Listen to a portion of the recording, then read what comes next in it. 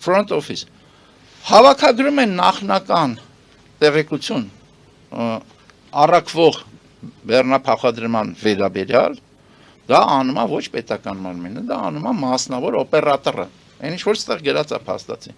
Եվ հետո այդ տվյալները տրամադրում են պետական մարմինին, եւ պետական մարմինը հիմնականում ճնշող մեծամասամբ հենվում է դրա համարում է, որ ինքը ստուգել է։ Որ ինքը այո, որ դա արդեն ճշգրիտ է։ Հիմա այդտեղ այդ օպերատորը ինքը կարա ունենա առանձին վերցրած